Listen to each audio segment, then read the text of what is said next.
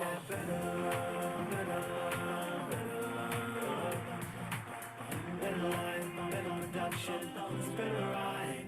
I need that better, better,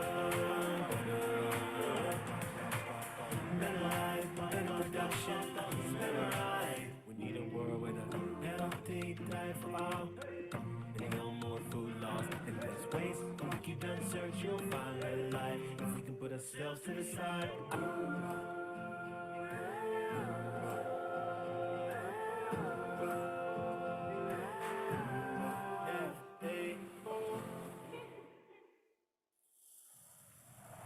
Oh, there's a brand new generation.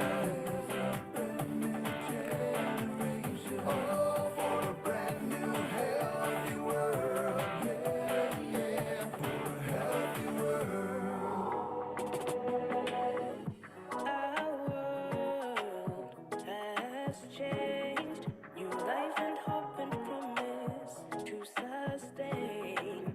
But what always remains is young people leading ways. Quiet together, yeah, together, yeah,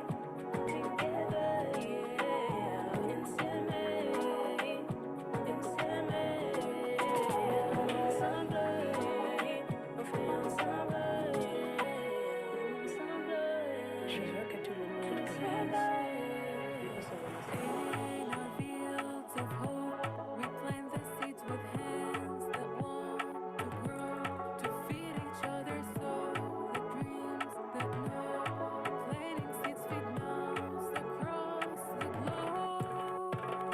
يلا يلا يلا حبيبي يلا نغني سوا ونحقق أحلامنا سوا يلا دي حياتنا ونقدر يلا يلا يلا حبيبي يلا أحلامي ما تكمل إلا بأحلامك أنت كمان يلا يلا يلا يلا يلا حبيبي يلا يلا يلا يلا يلا يلا نغني سوا يلا يلا يلا يلا يلا We're strong as one.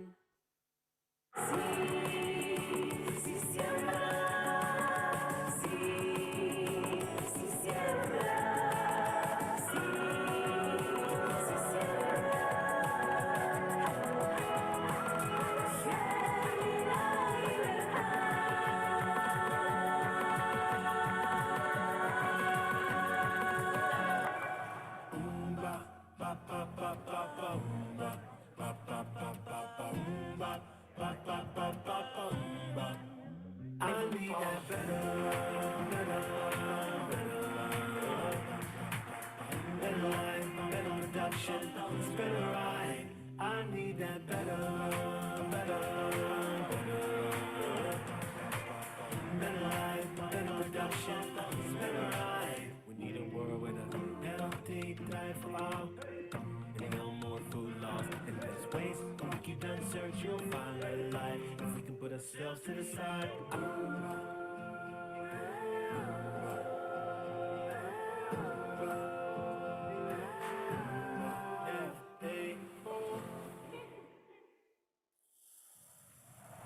Oh, there's a brand new generation.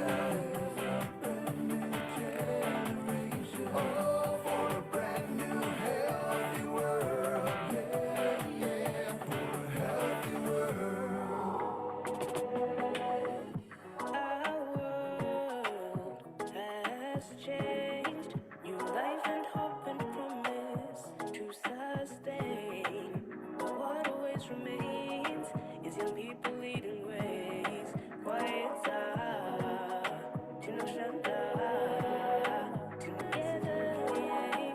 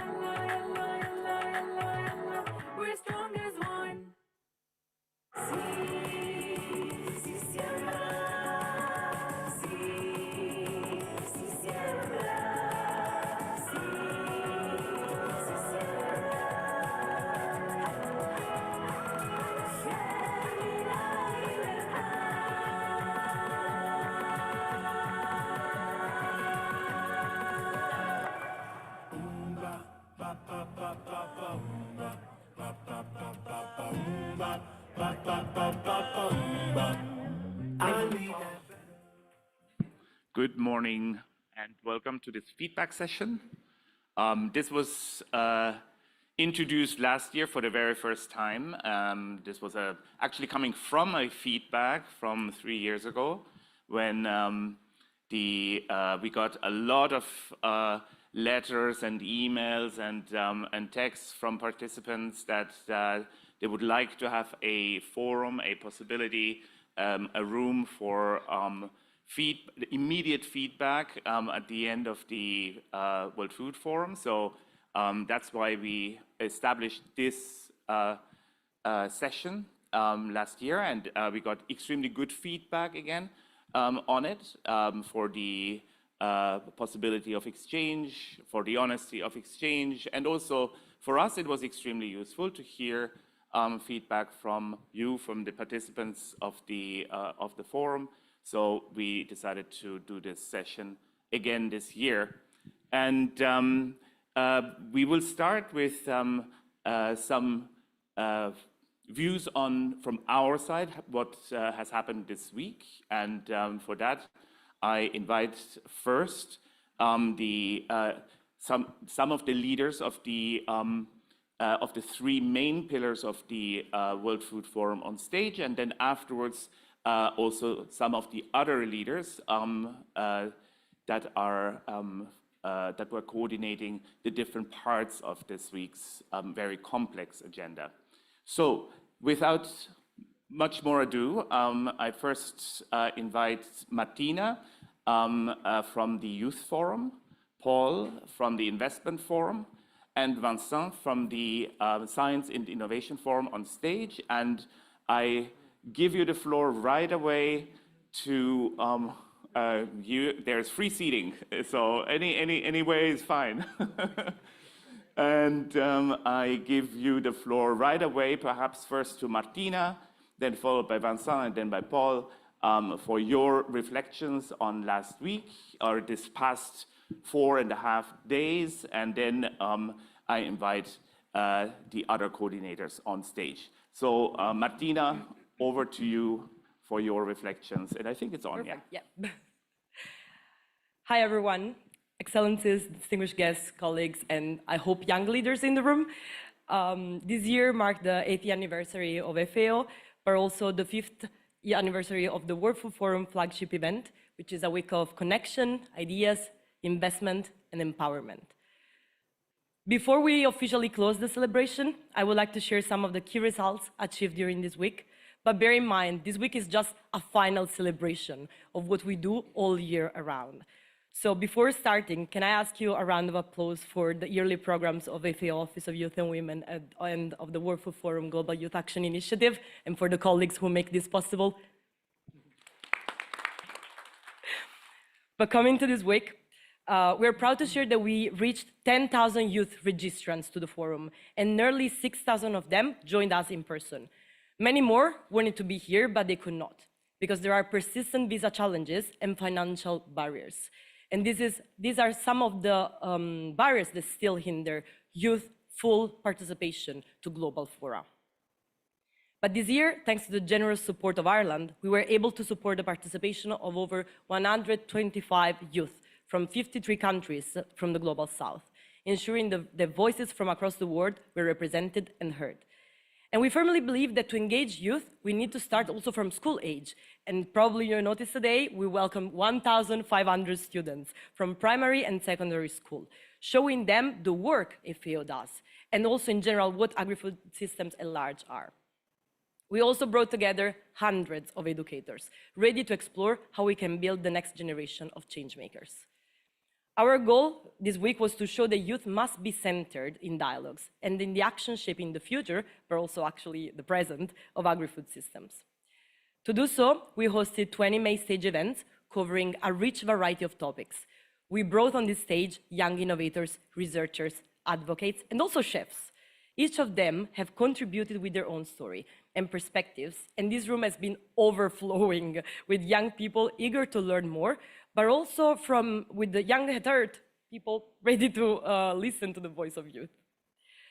The Youth Assembly also held 20 sessions, including 3 roundtables of young parliamentarians and farmers, and also indigenous youth. The outcome documents of these dialogues will feed into key upcoming global processes, including the COP, but also beyond. Alongside this, we also had over 100 youth-led side events and exhibition, creating space for collaboration, inspiration, and exchange.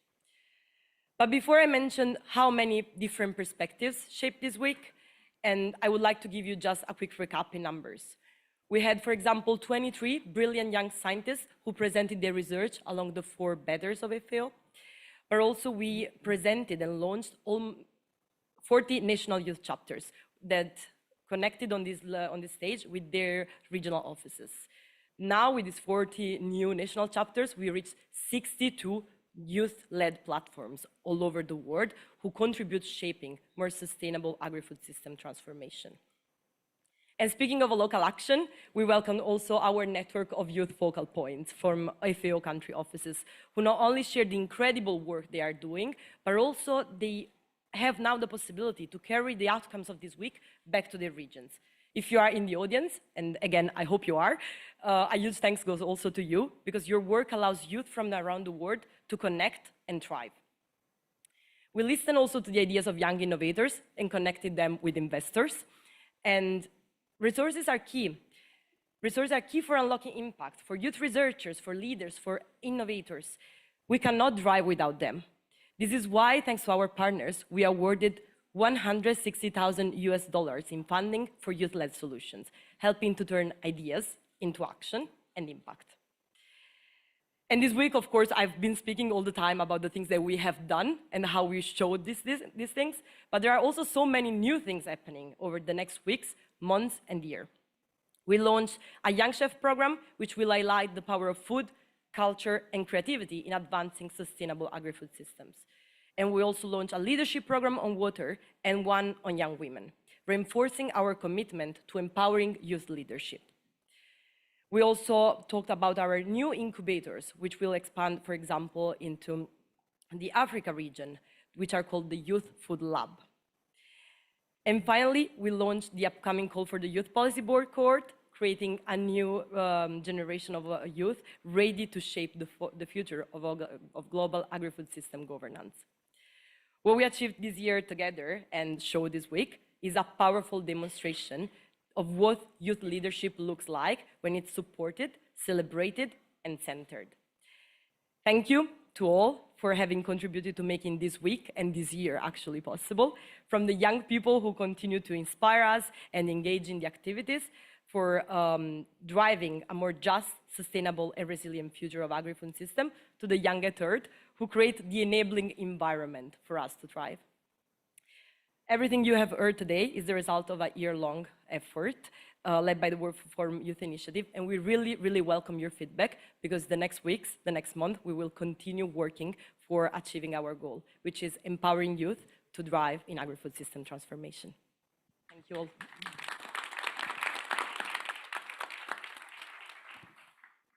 Vincent, please. Thank you very much. I didn't come with any numbers. I feel a little bit ashamed, but it will come later. I come prepared. So first, my first reflection is I've got the feeling that the World Food Forum as a whole has come to a completely different level this year. I mean, every year it's getting better and better, more interactive, more engagement with our partners, with our stakeholders, with our farmers. So that's my first reflection. I've been impressed myself being here. I've been working in FAO for more than 20 years, and I've never seen that level of energy and an interaction. That's my first reaction. My second reaction is we've tried over the years to make it more and more integrated between the different pillars. And that's why I think most of the people, they would come to see me. So I was with my team, we were organizing the Science and Innovation Forum, but people would come to me and say, oh, I attended this session, which was great, And then it was not my session. I mean, it was a session organized by Paul or by you. So it shows that people can see, I mean, although it's a little bit overwhelming, there are many, many different sessions, but still there is a real a continuum between these different sessions. And for example, when we organize our pitch battle with all the startups coming from all over the world, we did that yesterday, and today we were benefiting from the networking space here outside of the Shareside Center that was offered by Paul and the investment forum. So we create these opportunities, and this leads to the potential scaling up of these innovations and technology. One quick example, last year, through this kind of networking event, one of our innovators from the pitch battle who won the Global Agroneo Challenge met an investor and the policymakers from Peru, and then the national government decided to adopt this solution and put it at national scale. So that's really what it means to have such a forum and being interacting between the youth forum and the investment forum. The third thing I wanted to mention is for us also what is important is that from one forum to another, there is a continuum. It's definitely not a one-off event. Otherwise, it would be just too much work for just having nice conversations. So we structure the Science and Innovation Forum in a way that every year we put our ideas, we put it on the table and we discuss them with with scientists, with innovators, with policymakers, and we get their feedback. And then it will feed back into our program the following year. So that's why we gave this presentation at the beginning of the forum explaining, for example, last year we had several deep dives on biotechnologies, on digital agriculture and AI and so on and so forth, and it led to a roadmap on digital agriculture and AI. It led to a global conference on biotechnology and the revision of our statement on biotech, et cetera, et cetera. So we always design our Science and Innovation Forum in a way that it has an impact. It has an impact, so all this investment in time and resources is definitely not wasted. And I'm happy to also answer your question if you want to know more about that. Then now, if you give me some more seconds or minutes, I just would like to give you kind of three kind of takeaways from the discussions we had during the week. So the first, the umbrella of the Science and Innovation Forum was looking at new paradigms in research and innovation that are needed to transform agri-food systems. Because we've been doing science and research for millions of years, basically. So, but what do we need today in terms of science and research? How do we need to do it in a way that it really answers the exponential challenges we are facing? So that was really the overarching theme of the Science and Innovation Forum. And what came out of this is, first, the innovation, it must be anchored into purpose and guided by public value. And it is, we've got one word to say that, it's mission-oriented innovation. From all the discussion we had and from the ATIO publication that is going to be released in a couple of months, mission-oriented innovation really was highlighted as the compass, as the direction we need to take. What does it mean? It means the mission has to be defined by a government, by its partners, say this is what our vision is with a societal benefits.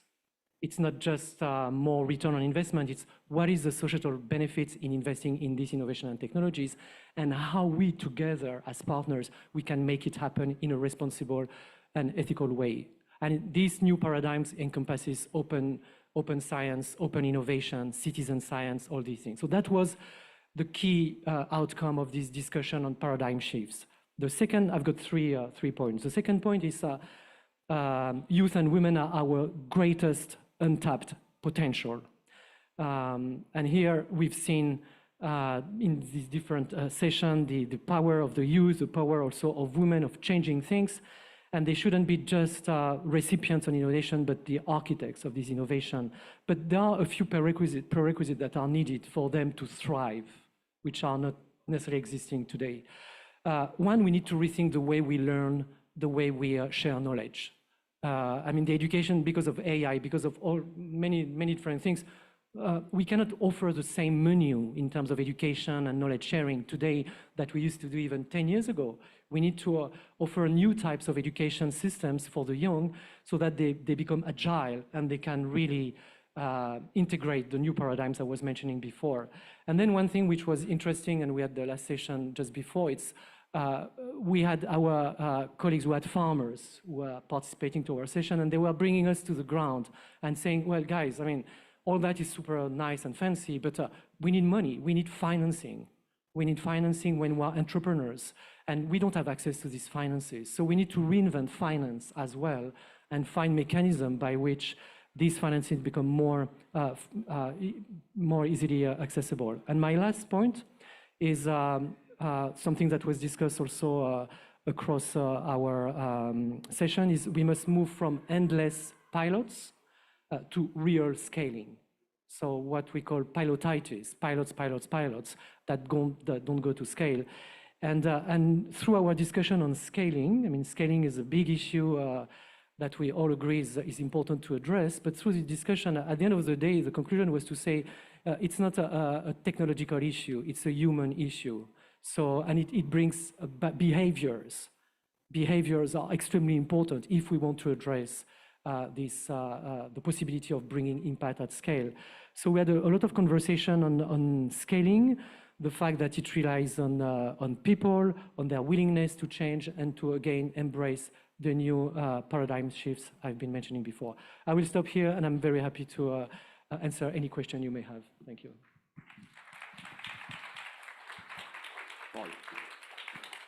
Super, and thank you very much. I think I probably are the least prepared, so by the sounds of things. So my name is Paul Kiernan. I'm the coordinator of the investment forum part of the World Food Forum. I'm going to give you just a quick snapshot of what has happened over the week for us, some numbers and a little bit on the agenda and participation, and then as with the others, happy to answer any questions, give any follow-up. So for us, it was our biggest investment forum to date, so we're only 4 years old as an event, reasonably young, but biggest participation, 31 countries and 6 regional initiatives presented investment plans at this year's investment forum, and there was a total of 118 investment plans presented over the last couple of days. The combined value of those investments is 17.2 billion. So our largest so far, and then reach was 160 million beneficiaries. So ambitious investment plans presented by the 31 countries and 6 regional initiatives for the biggest forum we've had in terms of presentations of investment plans.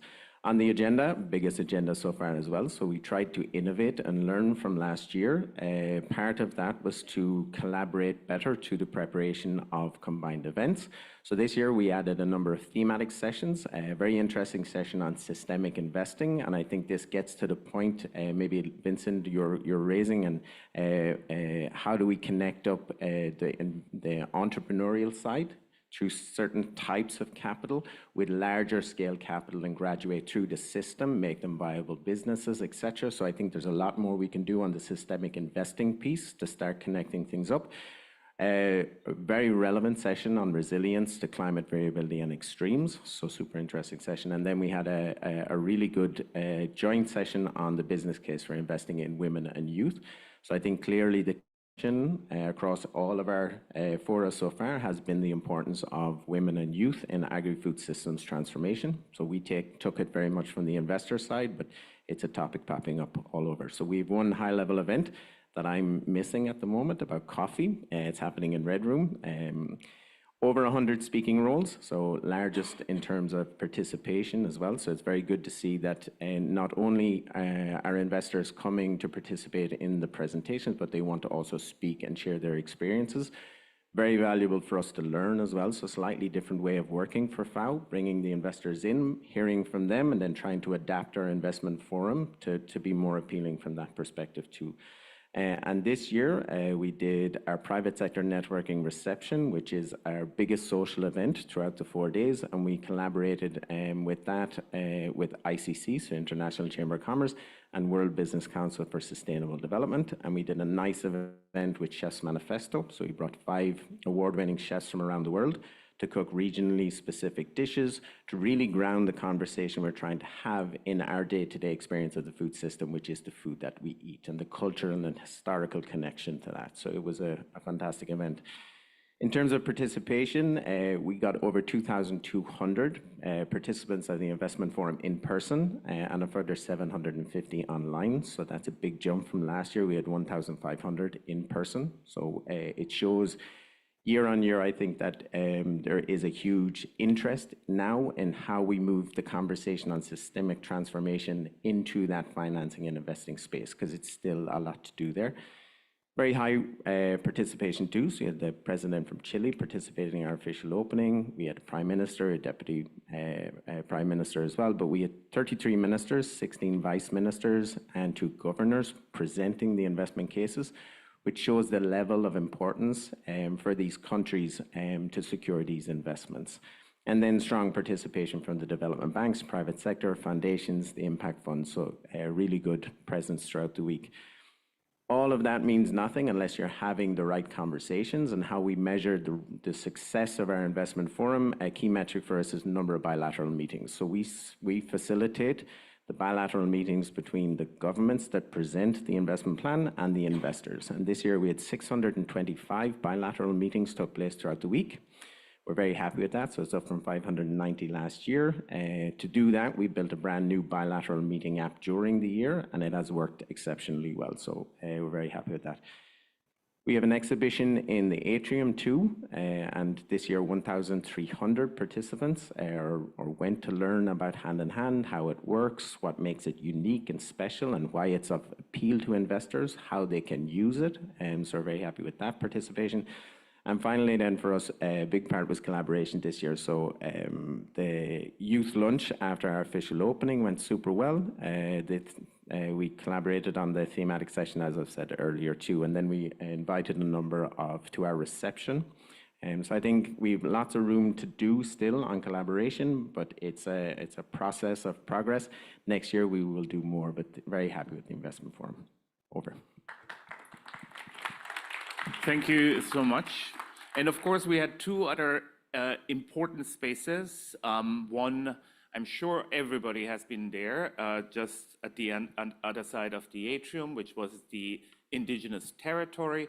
And we had also, again, this year, a dialogue, high-level dialogue on water, the Rome Water Dialogue.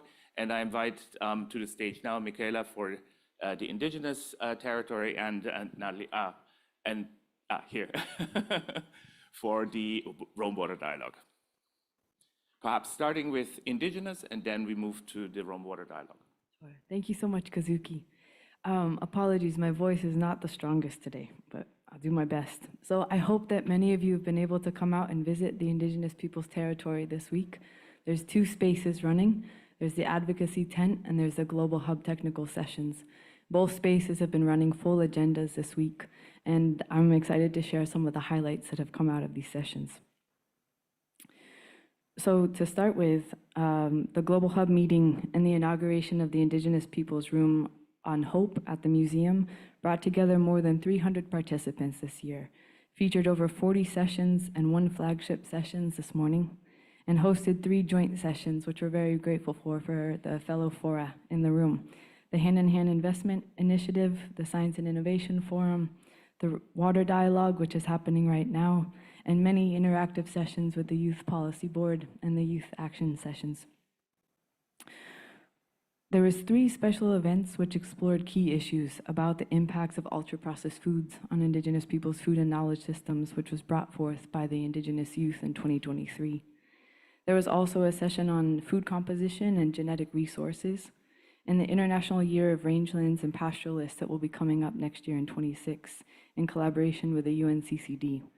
So each of these sessions brought together Indigenous and non-Indigenous experts, directors within FAO, as well as member states, and they had interactive sessions, interactive dialogues in these spaces. The Global Hub's knowledge and evidence is relevant and can contribute to the 2026 report on the high-level panel of experts on food security. And it's exciting for us because for the first time in 80 years at FAO, The CFS will be discussing how to support and protect Indigenous peoples' food and knowledge systems in the next work plan of the CFS. Within the technical tent, there was over 120 Indigenous and non-Indigenous experts who gathered from 19 universities, 18 NGOs, and 3 international research networks. These 3 research centers and 4 UN agencies collaborated to advance joint research and policy evidence. A total of more than 300 participants joined us during the different sessions and the high-level panels. In total, we hosted 11 side events, 5 fire talks, 5 country reflections, 4 chef talks, and 3 tent talks. That's why I don't have a voice. Featuring 7 chefs and 3 Indigenous musicians and nightly gatherings to reflect on topics. And one thing that I'd like to leave you with is that each day was focused on a specific value, and we felt it important to center the conversations this year around core values that Indigenous people share across all 7 sociocultural regions, and those being reciprocity, caring, sharing, respect, and peace. And so we focused our discussions on those values this week, and we really are grateful for all of you who have taken part, and to our fellow colleagues at the forums who have joined us and taken part in those discussions. So thank you, Kazuki.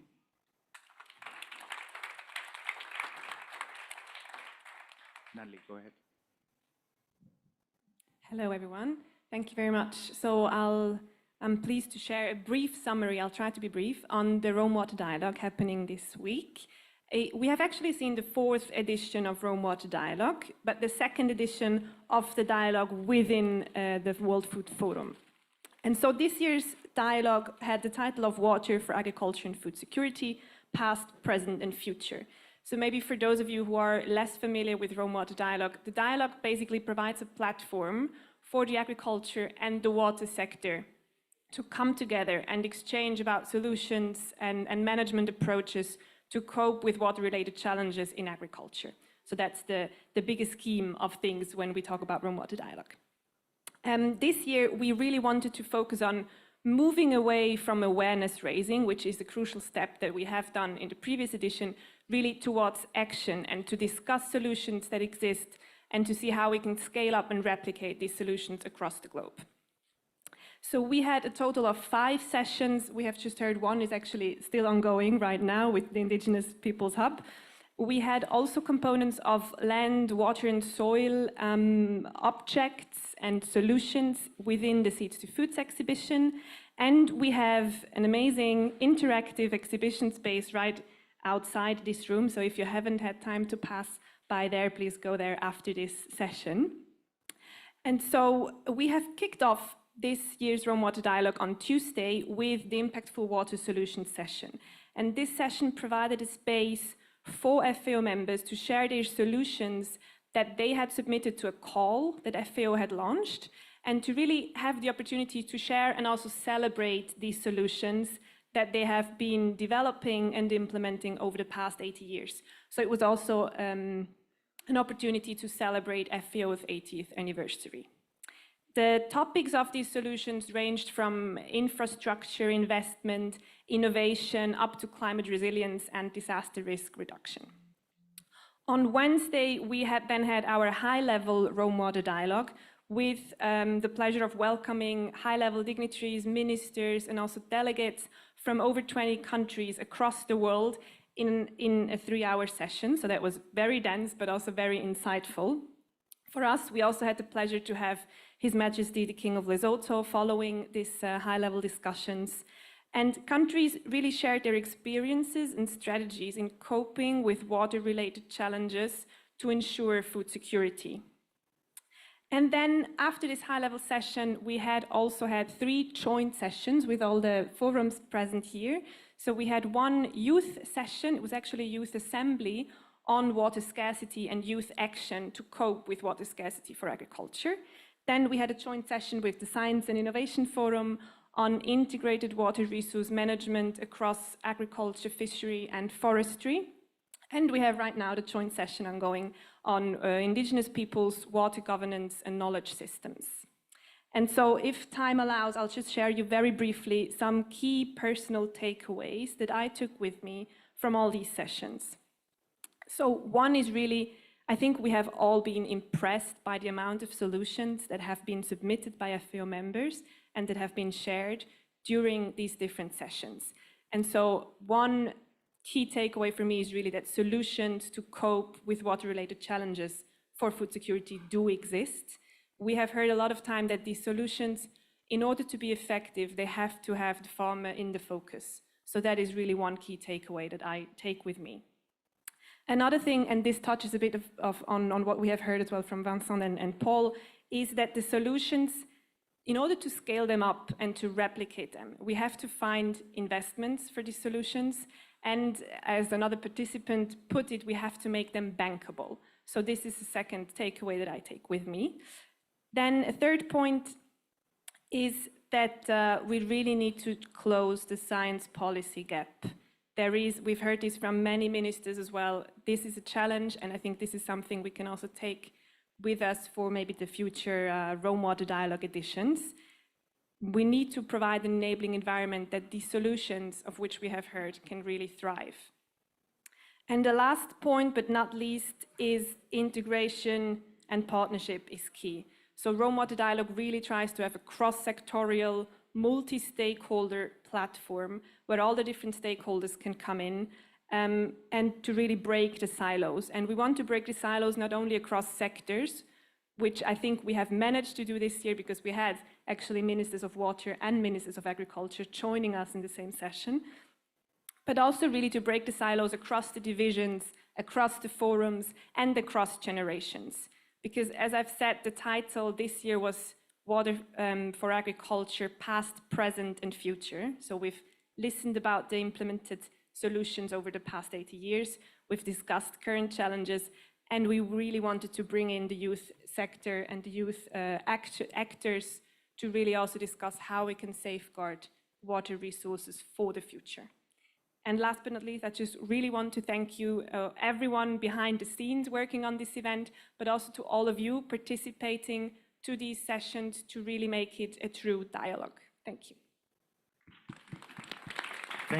Thank you so much. And I think what we could see is that while the World Food Forum is not a governing body and there is no texts or declarations or resolutions being passed, it is really bringing together all the different aspects that are necessary for implementation, for spurring the impact of the work that is being done, financing it, accelerating partnerships, accelerating our understanding and use of technology, and above all, of course, working across generations. But of course, we also had two major celebrations this week. One is, as we have done for the last 80 years, the World Food Day and the birthday of FAO. And the other, we saw last weekend outside of the premises here in a major exhibition that was organized under the title of Seeds to Foods. And I invite Tanya and Clara kindly on stage to give us a bit of a reflection on what happened in these two major celebrations that happened this week. Over to perhaps starting with World Food Day and then afterwards Seeds to Foods. Or there's actually one. Thank you very much. I am even less prepared, but we are not such old as 80 years. Yes, World Food Day, we celebrate the foundation of the organization. World Food Day was created in 1979. And as you know, we are one of the days of the UN calendar. And it's very nice that the UN calendar decided to celebrate the Food Day on the foundation of the organization, because really gives the importance of what this organization is really moving since the foundation. This is a campaign, I like to say that it's a global campaign, because food is such an important cultural identity element in our lives, personally, socially, and nationally, globally, that we cannot just talk about food globally. We have global challenges, we have global problems, we have global solutions, but always it's important to be able to articulate locally. This is why what happens here is really the tip of the iceberg. We put a lot of effort on creating a campaign, a program, a package that could be articulated, translated, and implemented at local level. So we celebrate here officially, we do a lot of things, but what's going on in the countries is what really matters. And we will start receiving feedback now, and this is what really for us is the big picture. Talking about what is happening here, you know that yesterday we have this super big event. We have the big people such as the President of the Italian Republic. We have the Pope that deliver a really, really very interesting and inspiring message. We have our big goodwill ambassadors, but you have here that we open a museum. And I think that it's important to think from tomorrow we have the 80+1. So in 1 year we will be here again. And I just want to explain you why we open a museum, because you say, why we need a museum? A museum needs a mission statement. And I will tell you in 2 lines what you will find there. We think that for the 80+1 in this moment, we have for this organization the universal language of art and culture. World Food Day, normally it's translated into 55 languages. There, we talk all in a universal language for cultural diplomacy. This is a space in 12 thematic areas. We host several digital installations, but a lot of art and culture coming from the different countries. It arrived to our hands, a very small book from the director of the British Museum, that he did an exhibit called The Story of Human Being Through 100 Objects. So what we are doing this is the story of food and agriculture through 194 objects, because we all together, we have been building the story of food and agriculture. The story of FAO is part of the story of food and agriculture. Multilateralism on food and agriculture is part of the story. And in this space, we really try to create an experience through learning, emotions, and action. You will see we have a food lab. It will be possible from now on to host always labs, cooking shows, events. We have immersive experience. We have an agora done by a super important Italian artist, Michelangelo Pistoletto, the third paradise, that put people in the center. So from the 20th, from Monday, it's open to the public. You can already book your visit there, free for everyone. And this is your house also.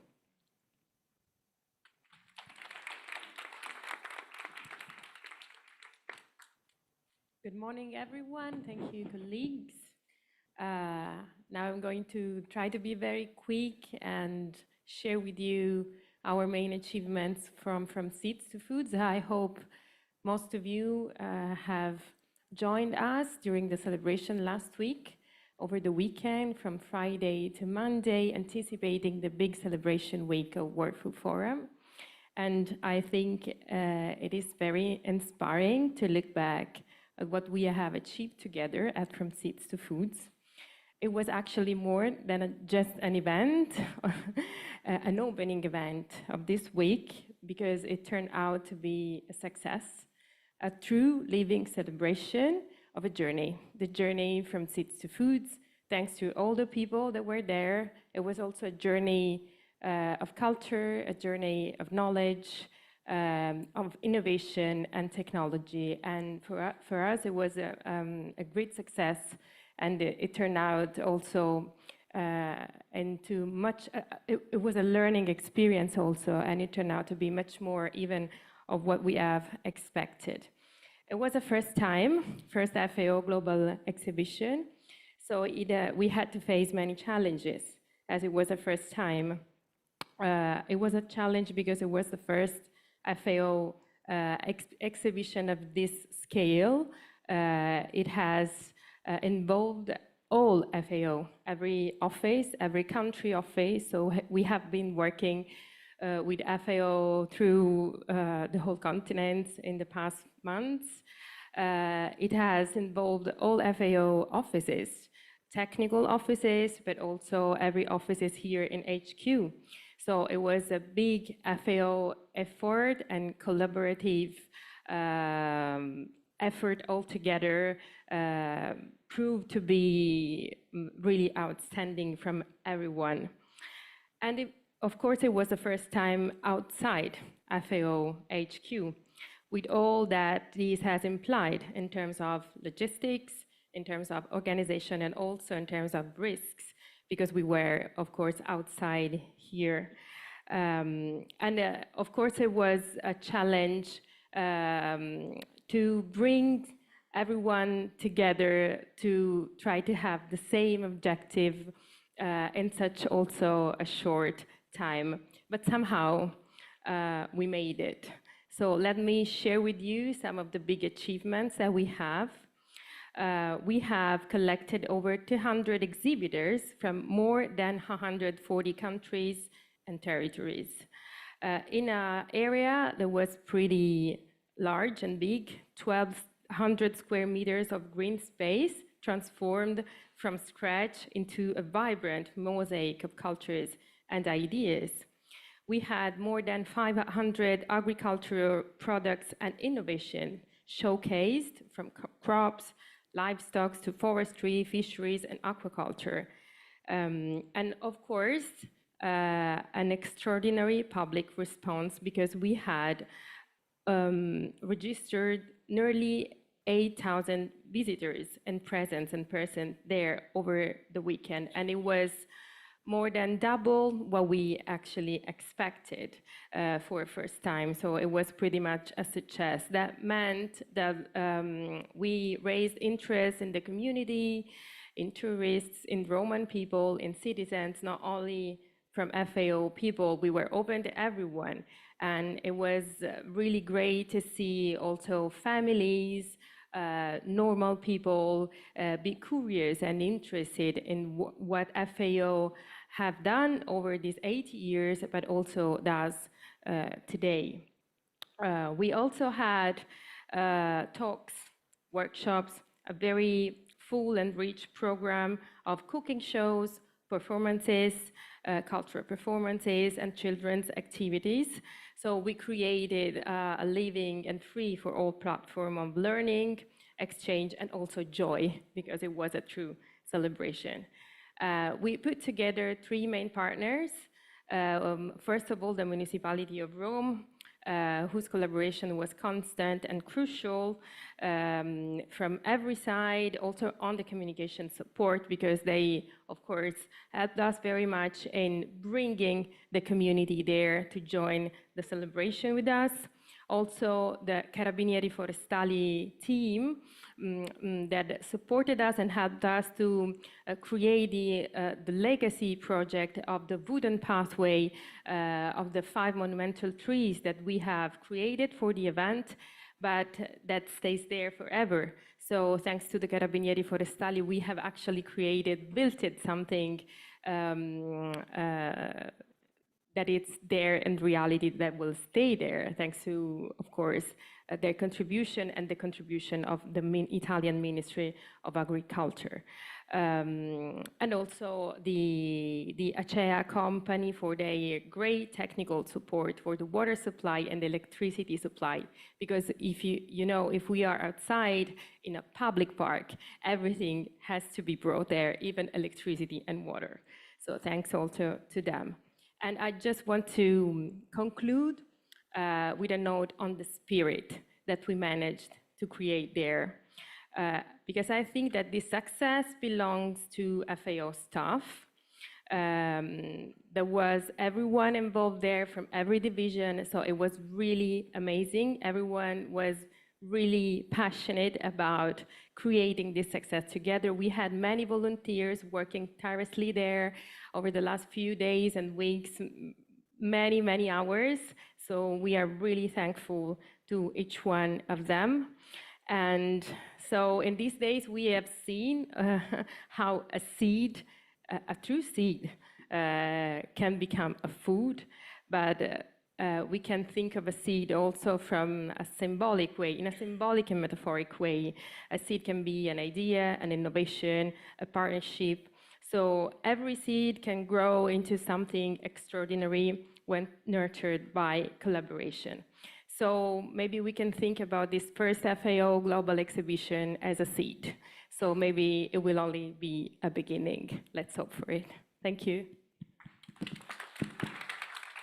Thank you so much.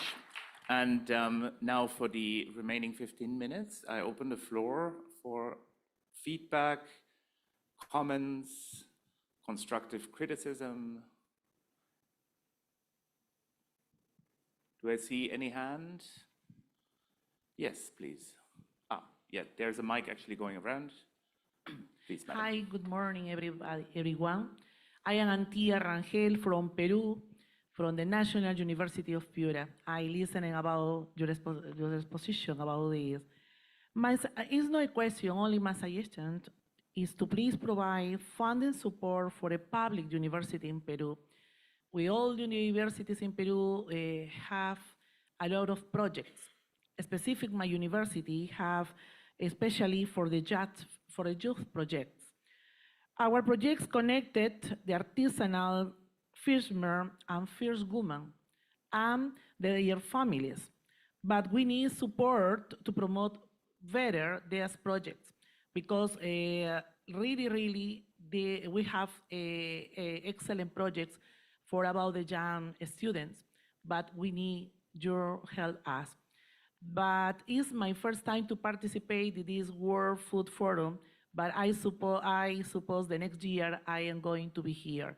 Thanks, that's all. Thank you. Thank you so much. Do I see any other hands? Yes, madam. And I'm collecting already if there's any others. 2, 3. All right, madam. Thank you. Continuing the academic track here, my name is, I'm sorry. Sure, okay. My name's Ann Whitmer. I'm with the University of Illinois in the United States. And as you can imagine, this is a very difficult time to be an academic in the United States. On top of that, I'm actually a scholar who works with indigeneity quite a bit. Which makes me very unpopular in the United States. So it's been a wonderful first experience here at FAO. I've been spending a lot of time in the Indigenous tent, and I have loved everything I've heard there. Thank you for the programming.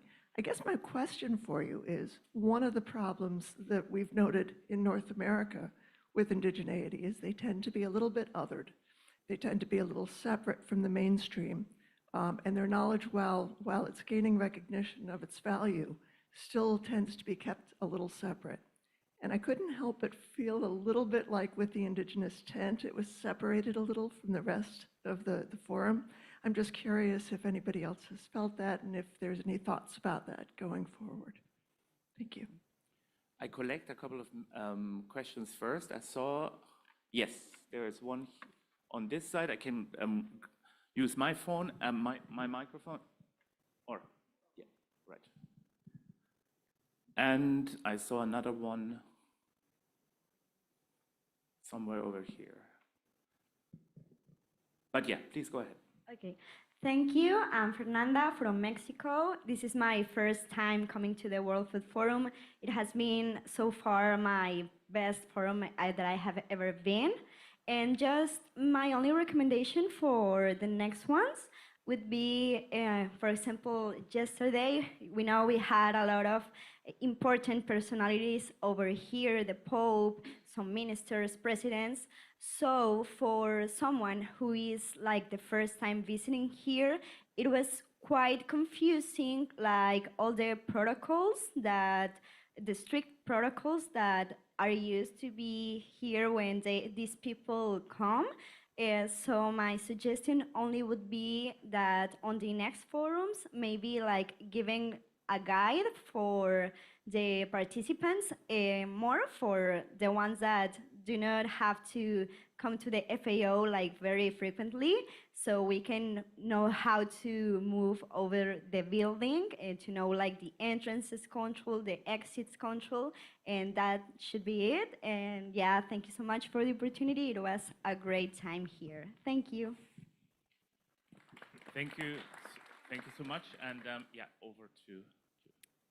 Oh, I dropped everything. It's okay.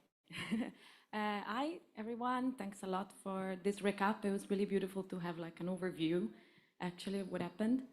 And I've got 2 points that I'm really interested one about. And one is about the Roman community and the involvement of it. So I really like that there is a Roman dialogue and that there is an exhibition.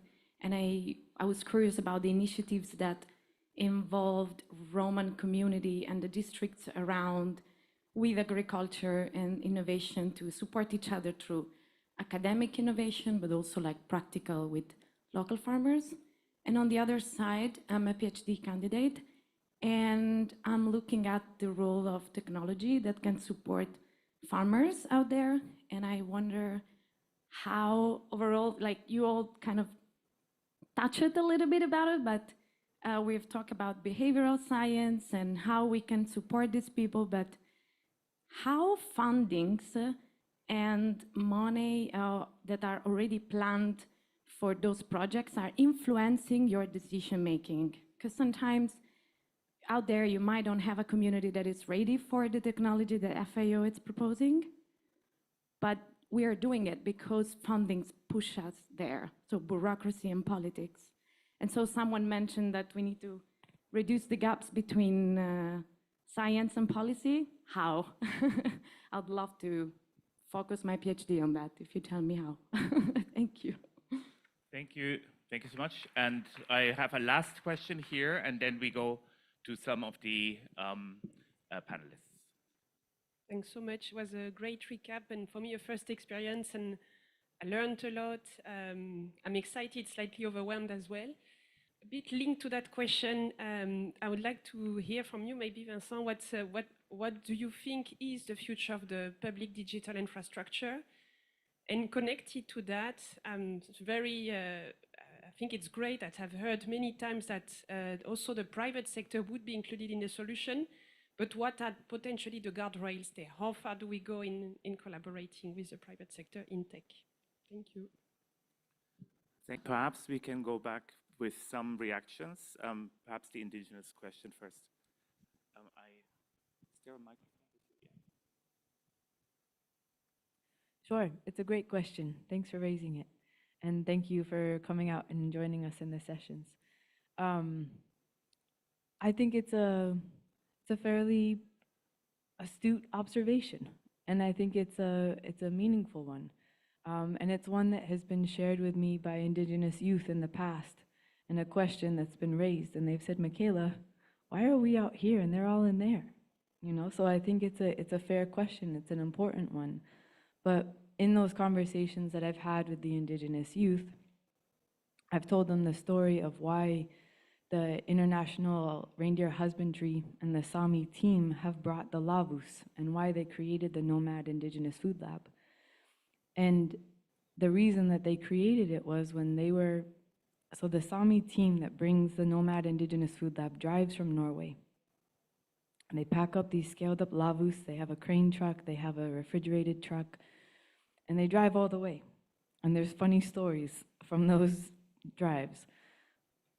But one of the reasons that they created it, and they shared this story earlier this week, was the Sami youth told them, we don't see a future for ourselves as Sami youth.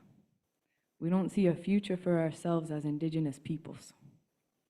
And Anders, one of the leaders of the Nomad Indigenous Food Lab, and his team, they said, we need to do something about that, because we want our youth to see a future for themselves as Sami people, also interacting in a world that is not led by Sami people. And that's the reality for a lot of Indigenous peoples and a lot of Indigenous youth, is they ask themselves, what is my future? What is my future as an Indigenous person? How do I integrate my identity as an Indigenous person in interfacing with technology, in policies, in land decisions, in agriculture, in fisheries, in all of these spaces that are not Indigenous-led, but they're walking between spaces that are Indigenous-led in their community and spaces that are not. And so one of the things that Anders and his team wanted to offer was they wanted to offer an Indigenous-held space. And our colleagues with the World Food Forum were generous enough, and the whole FAO, to agree to that, to say, yes, we've never done this before, but let's try. And the first time was in 2022 with one Lavu. And it was a challenge, you know, similarly to the Seeds to Food exhibit. I was thinking about our colleague explaining like the challenges of bringing water and electricity and a functioning kitchen and all of those logistics. And we have the same, but we're closer than the Seeds to Food exhibit was. So I think it's a really important question, and I think it also creates opportunity for an interaction that otherwise might not happen.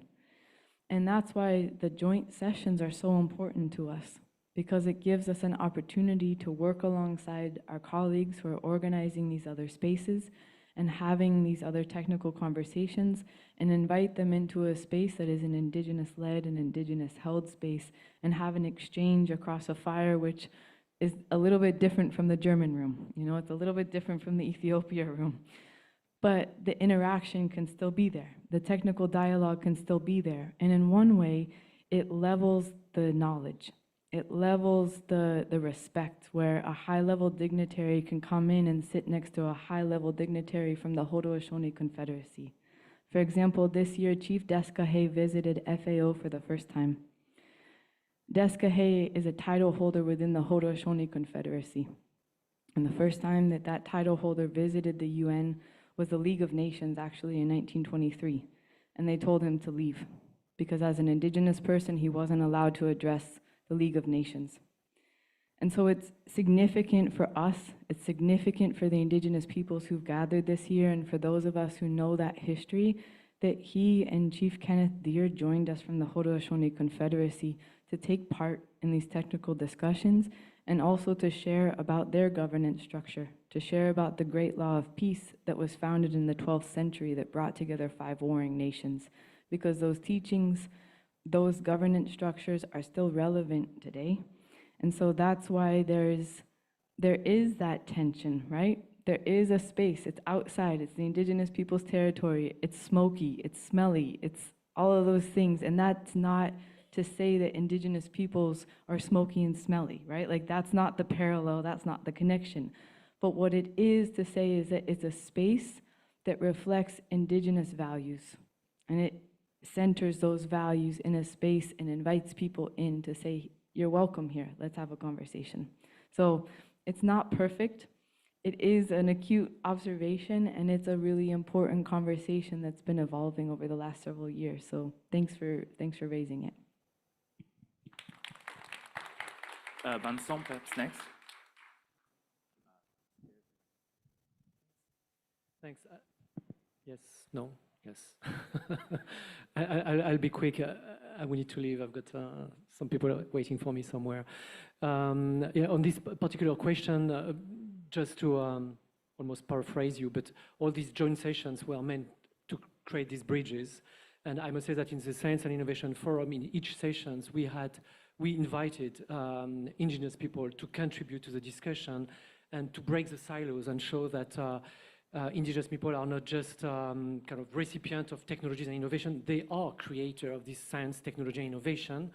And I think it's resonating more and more throughout all the sessions. So we go in the tent for some joint sessions, they come to the plenary sessions, the closing session, etc., to share their knowledge and their approaches to science and innovation. And actually, during the joint session, we launched guidelines on co-creating knowledge with Indigenous people. So I think that's that's a very concrete output of how do we co-create this knowledge? How do we take it into consideration? And how do we put Indigenous people in the leading seat for creating science and innovation? So I think it could have been, I really understand it could be an impression, but I think we're really working on it, and I think every year it's really getting better. To the questions, I would say, I mean, at least in the Science and Innovation, I mean, the Office of Innovation and the way we work, we are not influenced by external ideas or approaches. We define this, we have a strategy on science and innovation. This is the goal we have, and then if people don't align with us, then we don't go any further. So all the funding we receive are funding which are totally aligned with our perspective of community-driven innovation, open science, et cetera, et cetera. And then if maybe the fact that designing applications or digital tools that are not adapted to the people, I think it should be something from the past. I'm not saying it's not happening anymore, but I find it totally unacceptable.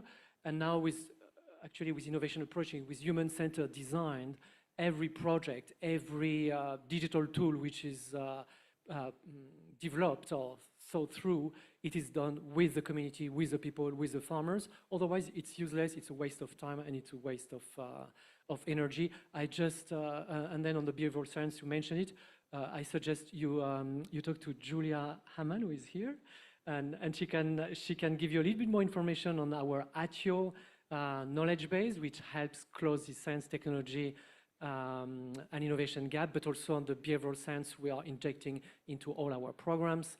And I think the last question was on the digital public infrastructure and digital public goods, extremely important. You are just sitting behind Henry, who is leading this conversation, so I guess you are already connected. You can continue the conversation. It's at the heart of our program. Thank you very much. Perfect. So the connections even continue here in the feedback session. So over to you, Martina, and then Paul, but very short because we're running out of time. And Vincent, I know you have to be on stage in a minute, I think. Yeah. Thank you, Vincent. I just wanted to quickly reply to the question about university and education. One very hard but true reality is that the youth space is fragmented. So what the Youth Initiative of FAO tries to do is to create umbrellas where people can, when youth can connect. And when I speak of youth, I also inevitably refer to educators. I come from a family of educators. So many of my colleagues do come from a family of educators. Education is what keeps knowledge alive, it keeps traditions alive, and it keeps science move on without forgetting all this. It's like the glue of the community. So what we have, and I invite you to also, we can talk later, but we can explore with other colleagues. There is a community of practice for educators where you can exchange knowledge and also try to understand how the small project of one small group of students or like a big group of students that maybe resonates only in the city, in the region, in your community or in your country can become a way bigger thing. I love when Vincent said we have to stop to pilot, we need to start scale. So many projects are similar. Of course, they are localized, they have their differences, but the key is if we connect, we can really scale projects with their own specificities. And also, you mentioned Peru. We do have a national chapter in Peru. This means that there is a community of youth which fall under the umbrella of a youth-led organization which is somehow linked to the work we do at FAO. They know how to connect with us. They met their ministers this week. They have really good connections. And in Peru, there are 1,000. There is a board member of like 20 people. It's 1,000 youth who are working together. So maybe the project can fall under that. And it's not because we want to reduce the number of projects. We want to give them as a way to be amplified. So it's a way to connect. Our role is facilitation. So here we are. We can talk later and find ways to amplify the project. Thanks. Thank you. I understand we're very over time, so I'm going to keep it super short. I just want to touch on the point made about the different sources of investing, including private sector. So I think this is really what we wanted to try and look at in the systemic investing session. So what we're seeing is that there are plenty of different sources of capital flowing into agri-food systems transformation. Not all of them are very well aligned, not very well aligned with government policies, and how do we align them better? And then the focus, it's interesting, the last point on scale, what's the benefit of aligning these different forms of capital? So our focus in the official opening is very much around success, investing in success and investing in scale. So it's two parts for our official opening. And in that, then we wanted to look at the different forms of capital, so everything from philanthropic and foundations, supporting new innovations, scaling all the way up through government support, private sector, and the development banks, and making that three-way conversation, so governments talking with the private sector and talking with development banks around investing in public goods. And I think that leads then to the missing piece for agri-food systems transformation. I think it was interesting conversation took place in Ethiopia at the second stock take. You could see that people are really getting their head around, and the different actors getting their head around how to do systemic transformation. It's difficult, and we're still working out the best ways of doing it, but conceptually, we're grasping it much more solidly. But it's only now the conversation is happening in the investment space and the finance space of how to fund it. And that's what we really wanted to do. So we don't have the answer yet. It's still a very early conversation, but it's about funding universities to drive that innovation. It's about funding SMEs, micros. It's about bringing in that big scale funding from private sector, connecting it up, de-risking it, blending it with development banks. And that's, I think, what will bring to scale agri-food systems transformation. So we've had very interesting conversation about the role of private sector. I think we'll all agree there'll be different perspectives on how they play that role in agri-food systems transformation, but I think we can all agree that it will be easier to achieve it if they're part of the journey rather than trying to do it without them. Over. Thanks so much, Paul. And Natalie, yes, please. I'll be very brief. I just want to touch upon the question raised on the science policy gap. So that is, I think, the million-dollar question. If you do a PhD and find a solution, please let us all know. But I think what is very key here is that policy efforts in the end have to be evidence and science-based. But what we see working on water, as an example, what we see often is that water it flows, no? So it's relevant for many different sectors. It's relevant for all the SDGs. But often we see that the sectors are not talking to each other. And so I truly believe that we have to start with the dialogue. We have to bring the solutions that are happening. So we don't need to reinvent the wheel, but we have to showcase the solutions that we have. And we have to show that they are helping, they are supporting the SDGs, they are bringing something to the country. And this will close the science policy gap, because as long as the solutions are needs-based, policy can follow. And as FAO, we are supporting, of course, to bridging this gap of science policy, working with different countries across the globe. And I think really to have different ministries in one room talking about the same issue is already a big achievement. Then ideally, we also bring in the ministries of finance that can also support to implement then these joint solutions. But it's a crucial aspect, I think. I don't know if the session was recorded actually in the Science and Innovation Forum, but it was a really interesting one, because you could see a technical panel and then a policy panel, and they really built upon each other. And I think for me, this was a very practicable, actionable example of how this conversation can take place. So in the end, it has to be a dialogue that hopefully bridges this gap. Thank you so much. And with that, we are actually coming to the end of this feedback session, but we also hear, of course, your feedback on the security aspects and so on. There was a participants guide this year, but we can always improve that. And we are asking for your feedback on these types of documents that we're preparing for this forum. And I think there is a QR code if it is coming. Otherwise, you can always also reach out to us by email or at your closest FAO office with your feedback, with your thoughts, perhaps also after this session, if it comes to mind. And unless there is anything extremely burning in view of time and in view of the fact that we want to all have a little bit of lunch before the closing starts, nothing burning. In this case, I close the session and thank all of you for the fantastic feedback, and of course, all the panelists from the different coordination teams for their reflections. Thank you.